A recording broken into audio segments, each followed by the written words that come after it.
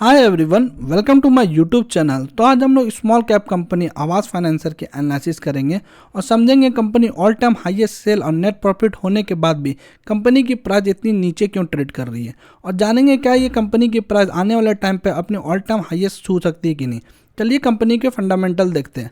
हम लोग कंपनी की मार्केट कैप देखें तो यहाँ पर 12,759 करोड़ की है, स्टॉक पे 26 की है, आरओसी 9.91% की है एंड आरओई 13.9% की है। और हम नीचे यहाँ पर देखें कंपनी की पी, तो आप देखोगे अभी 26 पे ट्रेड कर रही है। अगर हम लोग 2020 में देखें तो यहाँ पर 30 पे ट्रेड कर रही थी। डैट मीन्स अगर इसके अकॉर्डिंग हम लोग देखें तो यहाँ पर कंपनी कोविड के टाइम से भी ज़्यादा खराब परफॉर्म कर रही है। लेकिन क्या ये बेसिकली अगर हम लोग देखें तो क्या डेटा वाइज सही बता रही है कि नहीं। अगर हम लोग यहाँ पर देखें तो यहाँ पर देखोगे अगर हम कोविड के यहाँ पर 2020 का डेटा अवेलेबल नहीं है। 2000 अगर हम लोग 2021 में देखें तो यहाँ पर 289 करोड़ की सेल कर रही थी, जो कि अभी देखोगे 546 करोड़ की सेल कर रही है, रेवेन्यू कर रही है। अगर हम लोग नेट प्रॉफिट में देखें तो यहाँ पर देखोगे ऑल टाइम हाईएस्ट। आप स्पेशली मार्च वाले क्वार्टर देखो यहाँ पर कितनी अच्छी नेट प्रॉफिट कंपनी ने पोस्ट किया है। आप यहाँ पर देख सकते हो ओपीएम भी कंपनी ने कितना अच्छा इंप्रूव किया।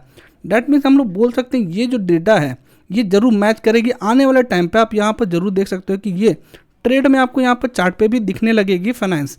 अगर हम लोग नीचे यहाँ पर देखें तो यहाँ पर आप देखोगे ईयरली वाइज भी कंपनी ऑल टाइम हाईएस्ट पे है, और यहाँ पर देख सकते हो नेट प्रॉफिट भी कंपनी के ऑल टाइम हाईएस्ट पे है। मैं आपको यहाँ पर कुछ पॉइंट बता देना चाहता हूँ। मैं इसकी डिटेल एनालिसिस कर रखा हूँ, तो आप जरूर मेरे यूट्यूब चैनल पर जाइए और डिटेल एनालिसिस वीडियो देखिए, इसके बाद आप ये वीडियो देखिएगा। हम लोग नीचे यहाँ पर देखिए कंपाउंडेड सेल ग्रोथ 3 ईयर की 22% की है और ट्रेलिंग 12 मंथ की 25% की है। कंपाउंडेड प्रॉफिट ग्रोथ 19% है 3 ईयर की, और ट्रेलिंग 12 मंथ में 14%। अगर हमने स्टॉक प्राइस CAGR देखे तो यहाँ पर 3 ईयर में -11% आप देखोगे। डैट मीन्स मैं बोलना चाह रहा था 1-2 साल से कंपनी ने परफॉर्म नहीं किया, इसीलिए आपको यहाँ पर -11% दिख रहा है। रिटर्न ऑन इक्विटी देखें तो लास्ट ईयर की 14% है। अगर हम लोग डेटा वाइज देखें कंपनी, तो कंपनी अच्छी नज़र आ रही है। मैं आपको कुछ चीज़ और ब्रीफ में बता देता हूँ, थोड़ा सा फंडामेंटल। अगर हम लोग स्टॉक को देखें तो मैंने वो पुराने वीडियो में बताया था कि कंपनी अभी फंडामेंटली अगर हम लोग बोले कंपनी यहाँ पर पूरे अपने आप को ट्रांसफॉर्म कर रही है टेक्नोलॉजी वाइज। अब ये सब चीज़ जो कंपनी ने बताया था कि आने वाले 2-3 क्वार्टर में कंपनी पूरे ट्रांसफॉर्म कर लेगी डिजिटली। और हमने यहाँ पर देखा था LOS इम्प्लीमेंट हो चुका था, और LMS और इंटरप्राइज GL जो कि इम्प्लीमेंट होने वाली थी आने वाले 1-2 क्वार्टर में। तो मुझे लगता है कि आने वाले क्वार्टर में 1-2 क्वार्टर के बाद अगर कंपनी ये सब इम्प्लीमेंट कर देती है तो कंपनी ने बताया था कि इनकी सेल बढ़ेगी, इनकी मार्जिन बढ़ेगी। तो डैट मीन्स हम लोग बोल सकते हैं कंपनी और भी अच्छा नेट प्रॉफिट कंपनी दे सकती है। तो मैं आपको बता देता हूँ, आप डिटेल एनालिसिस वीडियो जरूर देखिए, तभी आपको ये कंपनी के बारे में समझ में आएगा। ये वीडियो मैंने डिटेल इसलिए नहीं बनाया क्योंकि मैंने बना रखा है। अगर हम लोग नीचे यहाँ पर देखें तो यहाँ पर देखो कंपनी ने रिजर्व बहुत अच्छा इंक्रीज़ किया, और यहाँ पर बोरिंग भी आप देख रहे हो कंपनी ने इंक्रीज़ किया। यहाँ पर बोरिंग जो ये NBFC कंपनी होती है, जैसे SBI कार्ड हो गई, ये बोरिंग जो करती है, तो ये सब कंपनी का क्या बिजनेस है, ये बड़े लोन लेते हैं यहाँ पर 6% या 7% से, और जो एंड यूजर को यहाँ पर 13% 12% पे लोन देते हैं। तो ये इनकी इनकम ही ऐसी ही होती है। तो यहाँ पर लोन बढ़ने से कंपनी अच्छा कर रही है। अगर हम नीचे यहाँ पर देखें शेयर होल्डिंग पैटर्न में, तो यहाँ पर आप देखोगे जो उसकी शेयर होल्डिंग पैटर्न है, इसीलिए मैं ये कंपनी को सेलेक्ट किया था। जो की पॉइंट अगर हम लोग बोल सकते हैं ये वीडियो की तो यही है। यहाँ पर FIS को हम लोग देखें 32.32% से यहाँ पर बढ़ के हो गई है 34.80%, और DIS को आप देखोगे 15.29% से बढ़ के यहाँ पर 23.99% हो गए। तो रफली मैं बोल सकता हूँ 24% हो गए। तो आप देख सकते हो FIS और DIS ने कितना अपनी माल को खरीदे हैं 2024 में मार्च में, और यहाँ पर पब्लिक में भी अब देखो कि यहाँ पर कितना माल भरा गया। तो डैट मीन्स हम लोग बोल सकते हैं कुछ तो बात है जो कंपनी को यहाँ FIS और DIS उठा रहे हैं। अगर हम लोग यहाँ पर देखें टेक्निकल एनालिसिस देखें तो मैं आपको यहाँ पर पहले भी ये ट्रेंड लाइन बनाया था, यहाँ पर बाइंग लेवल दिया था। और आप यहाँ पर नहीं भी बाय किए हो, अगर ये लेवल पे भी बाय करते हो तो मैंने यहाँ पर बना के रखा पहले, आप देख सकते हो 108% का आपको प्रॉफिट होती है। और हम लोग यहाँ पर देखें, अगर हम लोग ये चीज़ को लेके चले कि यहाँ से कंपनी अगर 2 साल में भी 100% देती है, 3 साल में भी देती है, तो मुझे लगता है बहुत अच्छी बेट है कंपनी पे खेलने के लिए।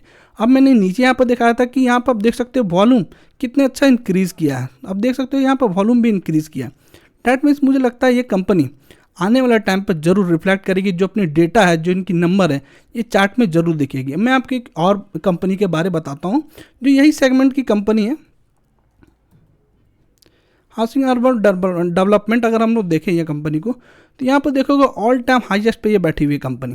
और नेट प्रॉफिट में अगर हम लोग देखें तो ये भी आप देखोगे ऑल टाइम हाईएस्ट पे है, all time highest net profit में है। तो जब ये कंपनी चल सकती है तो वो कंपनी क्यों नहीं चलेगी, आप ये बताओ। क्योंकि कंपनी ऐसा नहीं है ये कंपनी चल रही है तो वो भी चलेगी, एक ही सेगमेंट की है। पहली बात ये है कि कंपनी आवास यहाँ पर बहुत अच्छी काम कर रही है। आप जरूर जाके ये डिटेल वीडियो देखिए, मैं बार बार बोल रहा हूँ, क्योंकि आप डिटेल वीडियो नहीं देखेंगे तो आपको ये चीज़ समझ में नहीं आएगी, ये वीडियो आपको समझ में नहीं आएगी। डिटेल वीडियो जरूर जाके देखिए, उसके बाद आप ये कंपनी पर डिसीजन लीजिएगा।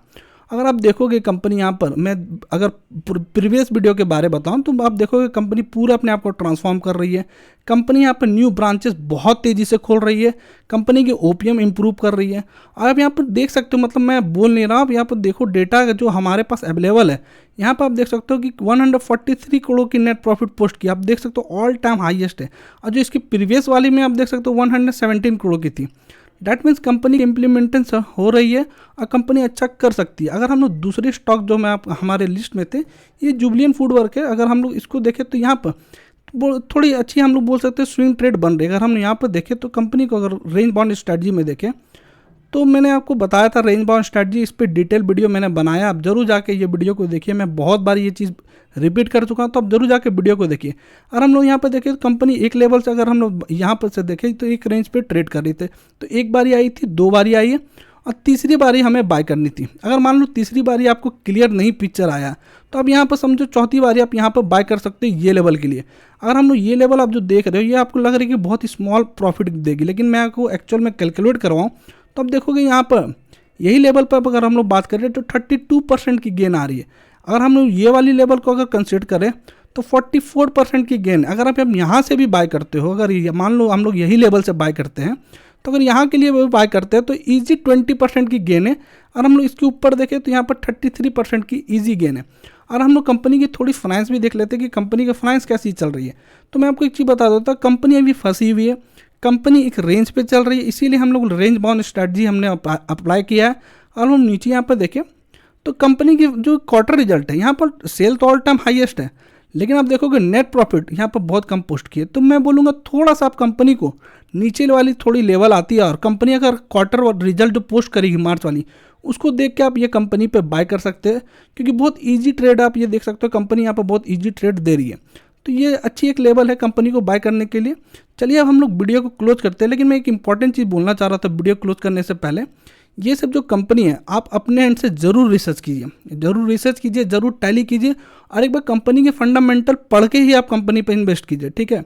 ऐसे मेरे वीडियो सुनने के आप इन्वेस्ट नहीं कीजिए, आप किसी की बात सुन के इन्वेस्ट नहीं कीजिए, मेरा नहीं, आप किसी की बात सुन के इन्वेस्ट नहीं कीजिए।